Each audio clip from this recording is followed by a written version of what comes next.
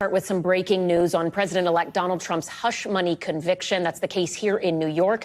District Attorney Alvin Bragg informing the judge that his office agrees with Trump's defense team that a stay in the case is appropriate, at least for now. Trump's sentencing had previously been set for November 26th. The recommendation by the DA still needs to be signed off on by the judge in order to become official. NBC News senior legal correspondent Laura Jarrett joins us now with more. Laura, just remind people how we got here, because this is all tied to what happened with the Supreme Court and presidential immunity, right? Yeah, it's been sort of a circuitous journey here, but it does stem back to July when the Supreme Court said the president, the former president, does enjoy some immunity, some shield for prosecution, at least for some core duties that happened while he was president. And to the extent that any of that type of information is used in a trial, even if it had to do with something completely unrelated, like a hush money payment, then that means the jury got some information it shouldn't have had. And so the defense team used that ruling from the Supreme Court to try to say we should wipe out this entire case in New York, even though it had nothing to do with his office of presidency, because some evidence came in that they thought was barred and should be off limits. The entire thing should be wiped away.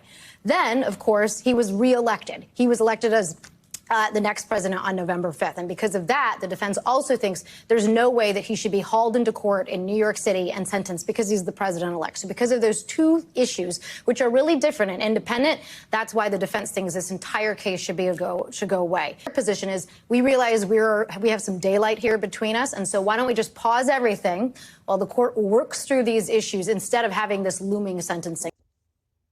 I just cannot keep watching and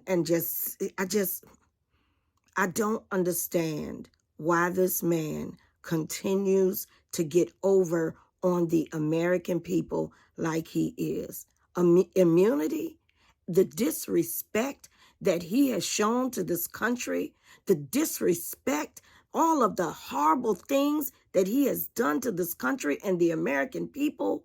How do y'all just forget about January 6th? How do y'all just forget about the things that this man has said out of his mouth?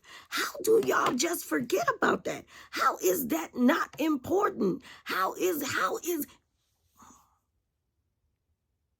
this man even president? Why is this man even president? Where the hell are the Democrats? Because I voted and Kamala Harris's name was on the ticket, but I voted for democracy. Let's be very clear.